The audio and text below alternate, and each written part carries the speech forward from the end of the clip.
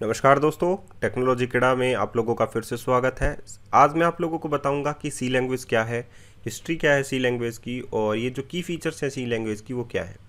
सी language एक programming language है जिसका इस्तेमाल सिस्टम की एप्लीकेशंस को बनाने में किया जाता है, क्योंकि यह डायरेक्ट सिस्टम के हार्डवेयर से जो है इंटरेक्ट होता है, जैसे कि ड्राइवर्स और कर्नल्स। तो ये है सी लैंग्वेज, एक प्रोग्रामिंग लैंग्वेज आप लोग बोल सकते हैं जो एप्लीकेशन बनाती है सिस्टम से लेकर आगे तक। सी भाषा की विभिन्न नामों से जाना जा सकता है सी भाषा को, जैसे कि मदर लैंग्वेज है पहला। मदर लैंग्वेज क्यों कहते हैं ये मैं डिटेल में अभी बताऊंगा। दूसरा, आप लोग कह सकते हैं ये एक सिस्टम प्रोग्रामिंग लैंग्वेज है। तो ये विभिन्न नामों से जाना जा सकता है। अगर आप लोगों के पास ऑब्जेक्टिव क्वेश्चन आता है कि सी को इन नामों से भी जाना जाता है तो आप लोगों का आंसर होगा यस। तो सबसे पहला है मदर लैंग्वेज, दूसरा है सिस्टम प्रोग्रामिंग लैंग्वेज, सिस्टम के एप्लीकेशंस को बनाने में काम आती है इसीलिए सिस्टम प्रोग्रामिंग लैंग्वेज है। तीसरा है प्रोसीजर ओरिएंटेड प्रोग्रामिंग लैंग्वेज, चौथा है structured programming language, and fifth है middle level programming language. Mid level programming language का मतलब है कि आप लोगों का जो इसका जो स्ट्रक्चर है मिडल टाइप का है, तो आप लोग इसे अडॉप्ट आसानी से कर सकते हैं। 0 to 1 का है, मिडल लेवल प्रोग्रामिंग लैंग्वेज है, बाइनरी से बाद का लैंग्वेज है, तो इसे हम लोग मिडल लेवल प्रोग्रामिंग लैंग्वेज भी बोलते हैं। तो 4 की फीचर्स मैं अभी आप लोगों को बता रहा हूँ। चलिए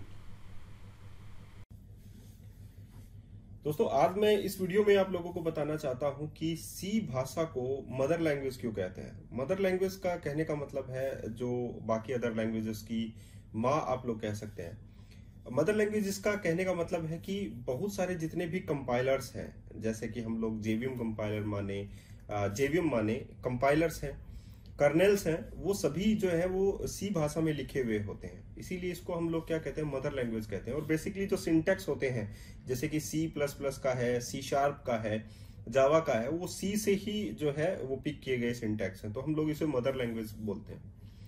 और अगर हम लोग कॉन्सेप्ट्स ऑफ कोर कॉन्सेप्ट्स पढ़ें, जैसे कि एरे है, स्ट्रिंग्स है, फंक्शंस है, फाइल हैंडलिंग है, तो वो सारे के सारे किससे उठाए गए हैं, सी से उठाए गए हैं। इसीलिए हम लोग इसे क्या कहते हैं, मदर लैंग्वेज कहते हैं।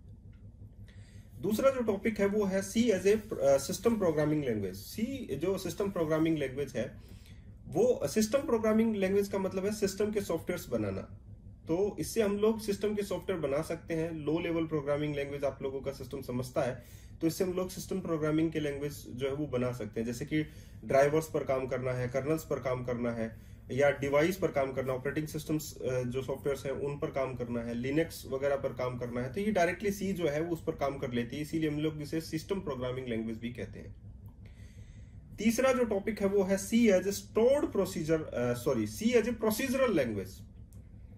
प्रोसीजर का मतलब होता है सब रूटीन से, प्रोसीजर का मतलब होता है फंक्शन से। तो इसमें होते हैं रूटीन्स, होते हैं सब रूटीन्स, होते हैं मेथड्स, होते हैं सभी होते हैं। तो प्रोसीजरल लैंग्वेज जो है वो एक सीरीज ऑफ आप लोग कह सकते हैं स्टेप्स फॉलो करता है।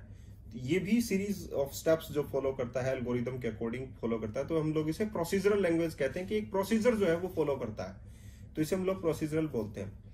और नंबर 4 है, ये एक स्ट्रक्चर्ड प्रोग्रामिंग लैंग्वेज है। स्ट्रक्चर्ड प्रोग्रामिंग लैंग्वेज का मतलब है कि हम लोग कह सकते हैं कि सबसेट ऑफ प्रोसीजरल लैंग्वेज। और अगर हम लोग इसे स्ट्रक्चर्ड माने तो स्ट्रक्चर्ड का मतलब होता है एक पैटर्न। और हम लोग बोल सकते हैं कि जैसे कि हम लोग मेथड्स को डिवाइड कर सकते हैं डिफरेंट काइंड ऑफ अलग अलग पार्ट्स में, ब्लॉक्स में, तो इसे हम लोग आसानी से समझ सकते हैं। तो एक स्ट्रक्चर बना सकते हैं हम लोग एक प्रोग्राम का। तो ये भी हम लोग बोल सकते हैं कि एक प्रकार की स्ट्रक्चर्ड प्रोग्रामिंग लैंग्वेज है। आई थिंक आप लोगों को समझ में आ गए होंगे ये 4 की पॉइंट्स जो आज मैं इस वीडियो में बताने वाला था। आगे हम लोग देखते हैं।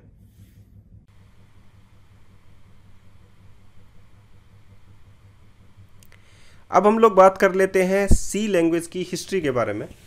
सी लैंग्वेज की हिस्ट्री जो है वो है 1972 में डेनिस रिची ने इस प्रोग्रामिंग भाषा को बेल लैबोरेटरीज में तैयार किया, जो कि यूएसए में स्थित है। यूएसए में स्थित क्या है, बेल लैबोरेटरीज, AT&T लाइब्रेरीज।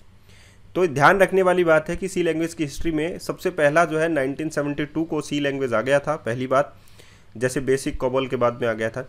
तो 1972 में डेनिस रिची ने इस प्रोग्रामिंग भाषा को बेल लैबोरेटरीज में तैयार किया, जो कि यूएसए में स्थित है। इतना याद रखने वाली बात है। अब हम लोग सी लैंग्वेज की फीचर्स पढ़ेंगे। बहुत सारी फीचर्स हैं सी लैंग्वेज की, और वन बाय वन हम लोग इनको कवर भी करेंगे। सी लैंग्वेज की जो फीचर्स हैं वो है सिंपल, एक सिंपल लैंग्वेज है अगर हम लोग देखना चाहें।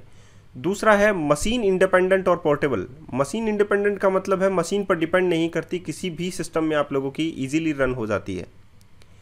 तीसरा है मिड लेवल प्रोग्रामिंग लैंग्वेज है।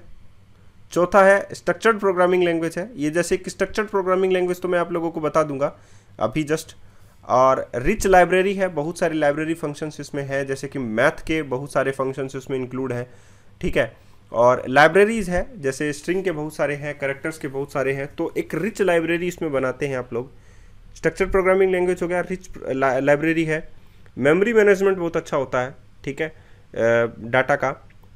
नंबर जी है, यानी कि फास्ट स्पीड जो है वो इसमें आप लोगों को मिलती है प्रोग्राम्स में। अगर आप लोग किसी भी कैलकुलेशन वगैरह करते हैं तो इसमें आप लोगों को फास्ट कैलकुलेशन मिलती है। नेक्स्ट है पॉइंटर्स इसमें इंक्लूड होते हैं, तो वन बाय वन हम लोग ये सभी चीज़ें जो है पढ़ने वाले हैं। नेक्स्ट है रिकर्जन, बहुत अच्छा है, और रिकर्जन होता है और एक्सटेंसिबल है। तो आज के लिए इतना ही, फिर मिलते हैं नए वीडियो में। धन्यवाद।